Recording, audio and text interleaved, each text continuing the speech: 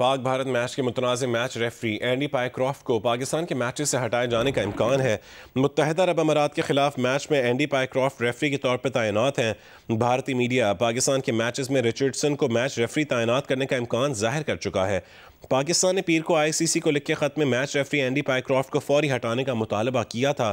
पाकिस्तान ने मैच से एक रोज़ कबल होने वाली प्रेस कॉन्फ्रेंस मनसूख कर दी। टीम की प्रैक्टिस मामूल के मुताबिक हुई। तर्जुमान PCB के मुताबिक बोर्ड ने अभी तक कोई हतमी फैसला नहीं किया। आज हतमी फैसला कर लिया जाएगा। मजीद तफसील जानेंगे सुहेल इमरान से। सुहेल इमरान, आज मैच भी है, क्या इम्कान है कि आज फैसला कर लिया जाएगा? जी डेफिनेटली अगले चंद घंटों में ये फैसला कर लिया जाएगा। और जिसमें हमने पहले भी रिपोर्ट किया था कि ये तमाम तक मामला तकरीबन अब हल होता हुआ दिखाई दे रहा है। अभी भी रूल आउट नहीं किया गया, जो कि पाकिस्तान क्रिकेट बोर्ड के पास ऑप्शन थी कि एशिया कप का बायकॉट किया जाएगा। अभी भी वो ऑप्शन वही स्टैंड करती है, लेकिन जिस तरह का एक सख्त मौक़िफ़ इख्तियार किया था पाकिस्तान क्रिकेट बोर्ड और पाकिस्तान क्रिकेट बोर्ड के चेयरमैन मोहसिन नकवी ने कि अगर रेफरी को तब्दील नहीं किया जाता तो पाकिस्तान अगले मैचेस से नहीं खेलेगा। पहले इब्तदाई तौर पर पाकिस्तान के इस मुतालबे को मुस्तरद किया गया था, लेकिन बैकडोर ये राब्ते एक तमाम स्टेक होल्डर्स के आपस में रहे थे और पाकिस्तान ने अपने मौक़िफ़ के ऊपर बिल्कुल भी तब्दीली नहीं लाया था पाकिस्तान क्रिकेट बोर्ड, जिसकी वजह से एशिया कप का जो इनेकाद था वो भी खतरे में पड़ा था, क्योंकि एक पाकिस्तान एक मेन टीम है जो एशिया कप में हिस्सा ले रही है। इसके बाद जो रात के जो डेवलपमेंट हुई थी वो यही थी कि इंटरनेशनल क्रिकेट काउंसिल या दूसरे जो स्टेक होल्डर हैं वो इस बात के ऊपर एग्री कर चुके हैं कि पाकिस्तान के जो मैचेस हैं उसके ऊपर एंडी पायक्रॉफ्ट अपनी तैनाती नहीं होगी। उनकी एक दूसरे जो इस पैनल में मैच रेफरी शामिल हैं रिचर्डसन, वो अपने सुपरवाइज करेंगे बहैसियत मैच रेफरी। तो इसका बाकायदा तौर पर जो कि हाईली लाइकली है ये वाला ऑप्शन, इसके बारे में थोड़े चंद घंटों में फैसला कर लिया जाएगा, क्योंकि आज मैच खेला जाना है। दूसरी तरफ अभी कुछ देर पहले इंडियन मीडिया ने भी इस चीज को कोट करना शुरू कर दिया और इसको पाकिस्तान की एक छोटी जीत करार देते हुए कहा है कि ICC ने यू टर्न ले लिया है और पाकिस्तान की जो रिजेक्ट की गई था मुतालबा, उसके बाद पाकिस्तान क्रिकेट बोर्ड भी अपने मौक़िफ़ पर कायम रहा, जिसके बाद ICC को यू टर्न लेना पड़ा और अब पाकिस्तान के मौक़िफ़ को तस्लीम किया गया है, जो कि पाकिस्तान की एक स्मॉल विन, ये हेडलाइन लगाई है इंडियन मीडिया ने। तो इस तरह हम कह सकते हैं कि ये जो चीजें हैं ये अब हल होने की तरफ चल रही हैं और जो आज मैच है वो शेड्यूल के मुताबिक उसका कभी इम्कान है खेला जाएगा एक मैच रेफरी के साथ। ठीक है, आज का भी इम्कान है कि चीज़ें हल होने की जानिब बढ़ें। बहुत शुक्रिया सुहेल इमरान अपडेट करने के लिए। आगे बढ़े और खबर दें। खैबर पख्तूनख्वा और बलूचिस्तान में दहशतगर्दों ने कई हमले किए हैं। बन्नू में दहशतगर्दों के हमले नाकाम बना दिए गए। 3 दहशतगर्द हलाक और 4 जख्मी हुए। रीजनल पुलिस ऑफिसर के मुताबिक दहशतगर्दों के साथी हलाक और जख्मियों को लेकर फरार हो गए। हमले में 3 पुलिस एहलकार मामूली जख्मी हुए। बन्नू में दहशतगर्दों ने पहले मिरियान थाने और फिर मजंग चौकी पर हमला किया। पुलिस ने दिलेरी और हिकमत के साथ दोनों हमले नाकाम बनाए। करक के गिरगिरी थाने पर दहशतगर्दों ने हमला किया। पुलिस और दहशतगर्दों में फायरिंग का तबादला हुआ। DPO के मुताबिक दहशतगर्दों को थाने के करीब नहीं आने दिया गया। बलूचिस्तान के जिला शेरानी के पुलिस और लेवीज थानों पर हमले, 1 पुलिस एहलकार शहीद हो गया, जबकि 1 लेवीज एहलकार लापता और 2 जख्मी हैं। डिप्टी कमिश्नर शेरानी का कहना है कि लापता लेवीज एहलकार की बाजियाबी के लिए सर्च ऑपरेशन जारी है। दहशतगर्दों के हमले में थानों के कम्युनिकेशन सिस्टम को भी नुकसान पहुंचा है।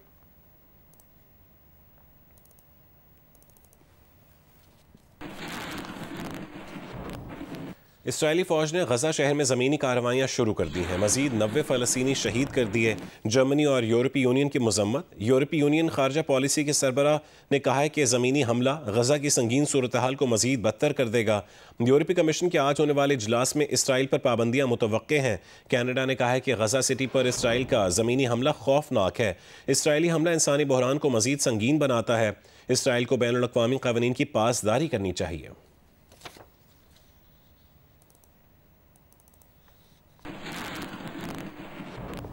अक़वाम मुत्तहिदा ने गजा में इसराइली जारहियत नस्ल कुशी करार दी थी। UN कमीशन रिपोर्ट के मुताबिक गजा में हौलनाक जराइम की जिम्मेदारी वज़ीर आज़म नेतन्याहू, सदर और दीगर ओहदेदारों पर है। इसराइल को ना रोकना शरीक जुर्म होना है। इसराइली बमबारी में मारे गए अफराद में ज़्यादातर ख़वातीन, बच्चे और बुजुर्ग हैं। अब वहाँ लोगों को भूखा रखा जा रहा है। इसराइल ने अक़वाम मुत्तहिदा की रिपोर्ट जाली करार देकर मुस्तरद कर दी। जनरल असम्बली इजलास से पहले अक़वाम मुत्तहिदा के सेक्रेटरी जनरल एंटोनियो गुतेरेस ने कहा कि गज़ा में जो कुछ हो रहा है बहुत हौलनाक है। गज़ा जंग इखलाकी, सियासी और कानूनी लिहाज से नाकाबिल बर्दाश्त है।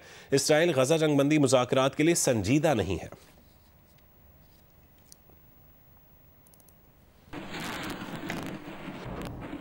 वज़ीर दिफा ख्वाजा आसिफ ने कहा है कि कतर पर हमला अमेरिका की मर्जी से हुआ है।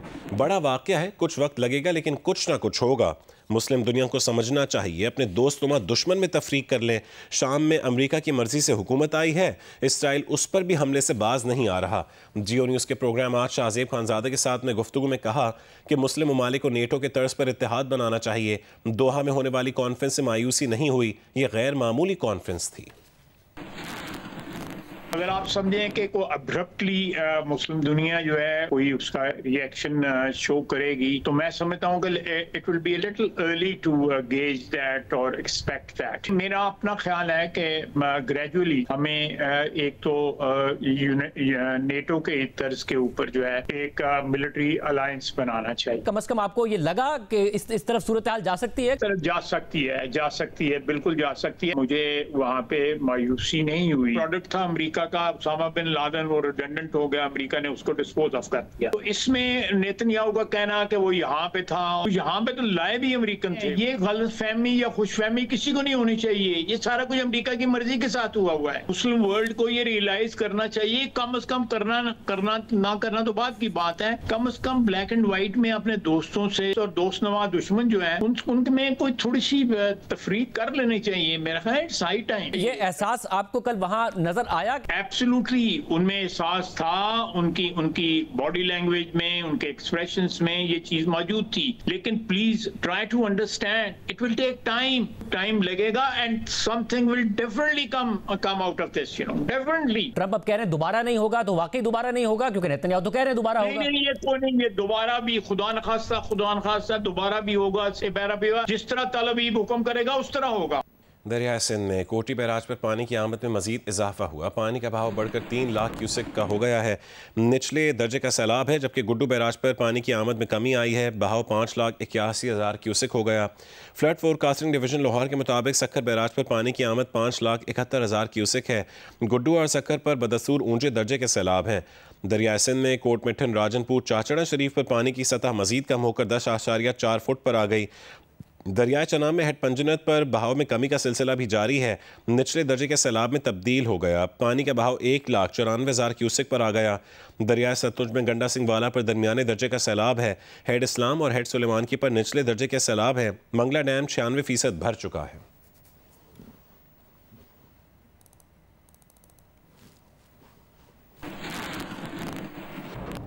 दादू मूरो पुल के मकाम पर दरिया सिंध में सैलाबी पानी का बड़ा रैला गुजर रहा है, जिसका दबाव लाड़काना सेहवन बचाव बंद से मुल्का कच्चे के इलाके पर है।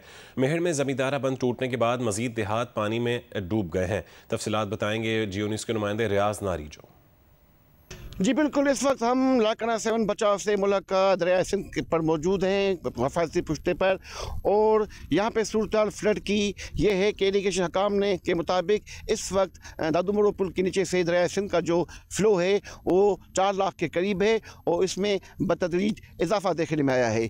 और दूसरी बात यह कि जो तहसील मेहर से मुल्का कच्चे के इलाके हैं वहाँ पर काफ़ी लोगों को रेस्क्यू तो किया गया था, तमाम बहुत सारे लोग ऐसे हैं जो अब भी अपने देहात में मौजूद हैं। वहाँ की ये है कि वहाँ पे जो 9 गोट के करीब राधन के करीब जो जिम्मेदारी बंद टूटा है उसकी वजह से भी एक सूरत हाल ख़राब है, क्योंकि वहाँ पे मुख्तलिफ देहात ऐसे हैं जो उस जिम्मेदारी बंद की वजह से महफूज थे। तमाम अब वो जिम्मेदारी बंद टूट चुका है मुख्तलिफ जगहों से, तो वो पानी का फ़्लो भी मुख्तलिफ देहात को अपने लपेट में ले रहा है। इसके अलावा जो वहाँ पर तिल की काश्त है, कपास की काश्त है, वो भी ज़ेराब हो चुकी है, जिसकी वजह से वहाँ के मकामी काश्तकारों को बहुत नुकसान उठाना पड़ रहा है। जी, बहावलपुर में अब भी दरिया सतलुज में दरमियाने दर्जे का सैलाब है। मुतादिद बस्तियां पानी में डूबी हुई हैं। मुतासरीन की खैमा बस्तियों से मजीद तफसील बताएंगे अमीन अब्बासी। जी, ज़िला बहावलपुर में दरिया सतलुज में अभी भी दरमियाने दर्जे का सैलाब जारी है और इस सैलाब की वजह से बहावलपुर ज़िले की 4 तहसीलों के दरियाई इलाके जो है वो दरिया बुर्द हो चुके हैं। अभी भी बस्तियों में 5-5 फुट पानी ठहरा है। और लोग जो है अभी भी मुख्तलिफ रिलीफ कैंप्स में और खैमा बस्तियों में रहने पर मजबूर हैं। क्या नुकसान थे तुम्हारा? मकान डाय पर कंधियां डाय पियन सारा अंदर सामान पिया या नहीं काट संगे बच्चा खेलते काम पलाई बैठे उन्होंने। अपर पंजाब में तो सैलाबी पानी उतरने के बाद लोगों की वापसी शुरू हो गई है, लेकिन ज़िला बहावलपुर क्योंकि वो टेल पर है और हेड पंजनद में अभी भी दरिया सतलुज का और दरिया चनाब का पानी जो है वो रवां दवां है, वो अभी तक वहाँ पर पहुँचा नहीं है। तो लोग यहाँ पर कैंपों में रहने के बावजूद भी परेशान हैं।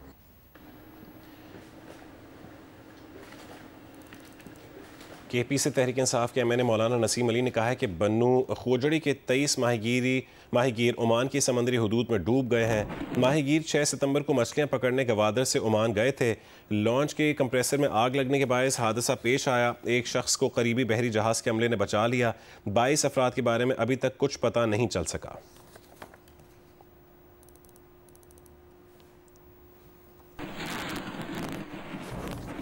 कराची में क्लिफ्टन सीवीओ के करीब अपार्टमेंट की पार्किंग में गाड़ी से मर्द और खातून की लाशें मिली हैं।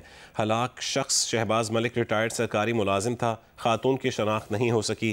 पुलिस हुकाम के मुताबिक लाशें सबसे पहले अपार्टमेंट में खेलते हुए बच्चों ने देखी। गाड़ी का फोरेंसिक भी करवाया जा रहा है। पुलिस हुकाम का कहना है कि मुमकिन तौर पर गाड़ी में गैस भरने के बायस मौत वाक़ हुई। लाशों का पोस्टमार्टम मुकम्मल कर लिया गया। पोस्टमार्टम करके मौत की वजह को महफूज कर लिया गया।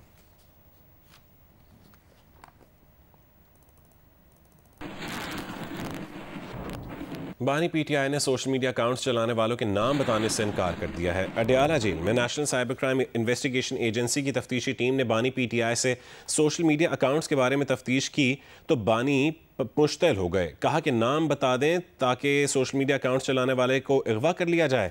NCCIA टीम ने मतलूबा जवाबात ना मिलने पर दोबारा तफ्तीश का फैसला किया है। National cyber crime investigation agency की 3 रुकनी टीम ने एडिशनल डायरेक्टर अयाज खान की सरबराही में अडयाला जेल जाकर बानी पीटीआई से उनके सोशल मीडिया अकाउंट से मुतालिक पूछगछ की। ज़राए के मुताबिक बानी पीटीआई ने अकाउंट चलाने वालों के नाम बताने से इनकार किया और कहा कि अगर वो नाम बता दें तो जो सोशल मीडिया अकाउंट चला रहा है वो अगवा हो जाए। तहकीकाती टीम ने सवाल किया कि क्या आपके social media accounts Jibran Ilyas, CIA, रॉ या मुसा चला रही है? बानी सवाल सुनकर मुश्तैल हो गए और कहा कि जिब्रान इलियास सबसे ज़्यादा मुहिब वतन है। तुम अच्छी तरह जानते हो कौन मुसाद के साथ है। उनके पैगाम जेल से कोई ख़ास शख्स नहीं ले जाता। जो भी मुलाकात करता है वही पैगाम बाहर पहुँचा देता है। सराय के मुताबिक बानी पीटीआई ने मौक़िफ़ अपनाया कि वो सोशल मीडिया से फसाद नहीं फैला रहे बल्कि कबायली अजला में फ़ौजी ऑपरेशन पर अपनी राय दे रहे हैं। NCCIA के एडिशनल डायरेक्टर पर तासुब का इल्ज़ाम भी लगाया। NCCIA ने कहा है कि वो अदालती फ़ैसले के मुताबिक तफ्तीश कर रहे हैं, कोई ज़ाती एजेंडा नहीं है।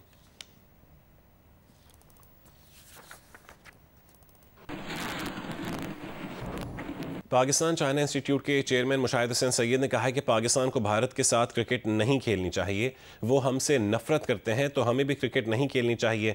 Mushahid Hussain Syed program capital talk में गुफ्तगू कर रहे थे। मुझे समझ नहीं आती हामिद मीर साहब, हमें क्या चाह है इंडिया से क्रिकेट खेलने का? वो आपसे बात नहीं करने को तैयार, आपके घर आने को तैयार नहीं है, आपसे हाथ मिलाने को तैयार नहीं है, आपसे वो नफरत करते हैं।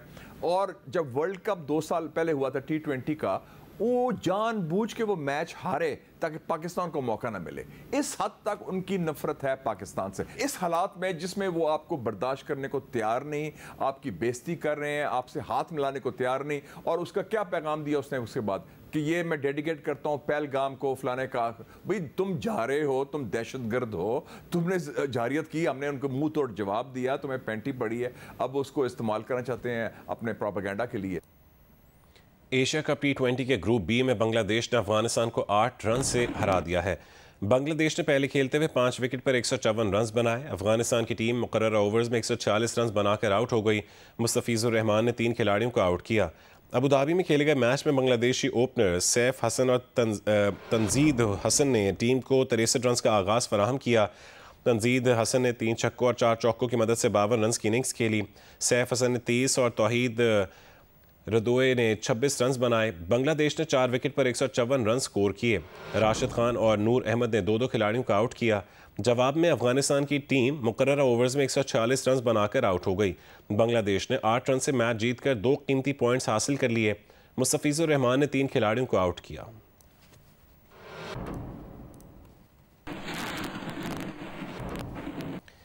जनूबी Africa women cricket team Pakistan women को पहले वनडे में 8 विकेट से हरा चुकी है। पाकिस्तान ने पहले खेलते हुए सिद्रा अमीन की सेंचुरी की बदौलत 4 विकेट पर 254 रन बनाए। लाहौर के कज़ाफी स्टेडियम में खेले गए मैच में पहले पाकिस्तान विमेन ने बैटिंग की। अब मुकर्ररा 50 ओवर्स में 4 विकेट पर 255 रन बनाए। ओपनर शफवाज जुल्फ़िकार 0 पर आउट हुई। मुनीबा इकबाल ने 76 रन बनाए। दूसरे एंड से सिद्रा नवाज ने 121 रन की शानदार इनिंग्स खेली। वनडे फॉर्मेट में ये उनकी 5वीं सेंचुरी थी। उनके अलावा आलिया रियाज ने 33 रन बनाए। जनूबी अफ्रीका की जानिब से खाका ने 2 विकेटें हासिल की। जवाब में जनूबी अफ्रीका ने मैरेजीन कैप और तस्बीन बेट्स ने 101 रन की नॉट आउट इनिंग्स खेली। दोनों खिलाड़ियों ने तीसरी विकेट पर 216 रन की शराकत भी बनाई। वर्ल्ड एथलेटिक्स चैंपियनशिप में जैवलिन थ्रो का मुकाबला आज से शुरू होगा। पाकिस्तान के javelin thrower Olympian Arshad Nadeem समेत दुनिया के top class players qualifying event में एक्शन में होंगे। ओलंपियन अरशद नदीम ने कौम से अपील की है कि उनकी कामयाबी के लिए दुआ करें। जैसा कि आप सबको पता है कि मैं वर्ल्ड एथलेटिक्स चैंपियनशिप खेलने आया हूँ जापान टोक्यो में। तो कल 17 तारीख है, तो कल 17 तारीख को मेरा क्वालिफाई राउंड है। तो मेरे लिए मज़ीद दुआ करें ताकि मैं अच्छा परफॉर्म करूं और फाइनल के लिए क्वालिफाई करूं। फाइनल जो है वो 18 तारीख को होगा और जो टाइम है क्वालिफाई राउंड का वो कल पाकिस्तानी टाइम के मुताबिक 4:45 पे होगा शाम को। नेटबॉल के फ़रोग़ के लिए लाहौर में मुकाबलों का आगाज़ कर दिया गया है, जिसमें लड़कियां लड़कों के साथ खेलकर अपनी महारत का शानदार मुजाहरा कर रही हैं। लाहौर में लड़कों और लड़कियों की अलग अलग टीमें तो नेटबॉल खेलती ही हैं, लेकिन अब मिक्स नेटबॉल के मुकाबले भी शुरू कर दिए गए हैं। मिक्स नेटबॉल दुनिया में मकबूल है और अब पाकिस्तान में भी इसे फ़रोग़ दिया जा रहा है। मिक्स नेटबॉल का मतलब यह है कि 3 लड़कियां और 2 लड़के होते हैं, जैसे कि ऑस्ट्रेलिया, अमेरिका, न्यूजीलैंड, अफ्रीका और बाहर की कंट्री में मिक्स नेटबॉल होती है। नेटबॉल हमारा जो पंजाब सूबा है इसमें टैलेंट तो काफ़ी है, बट अभी इतनी ज़्यादा इस पर कोई वर्क नहीं हो रहा था। लड़कियाँ मिक्स नेटबॉल के लिए बहुत पुरजोश हैं, मानती हैं कि लड़कों का खेल उनसे बेहतर है, इसलिए उनके साथ खेलेंगी तो अपना खेल बेहतर करेंगी। बॉयज अनडाउटेडली ज़्यादा स्ट्रॉन्ग होते हैं लड़कियों से, तो जब लड़कियां उनके साथ खेलती है तो उनकी भी स्ट्रेंथ उसी तरह डेवलप होती है। जेंडर इक्वालिटी में बिलीव रखते हैं और इस तरह लड़कों और लड़कियों के नेटबॉल जैसी गेम है स्पेशली, जिसमें 3 फीट डिस्टेंस के साथ आप लोग डिफेंस कर रहे हैं तो कोई भी ऐसे फिजिकल आप कॉन्टैक्ट नहीं करते। कॉन्फिडेंस आपका लेवल बढ़ता है, इंक्रीज होता है लड़कों के साथ खेल के, मतलब गेम अच्छी होती है, स्ट्रॉन्ग होती है।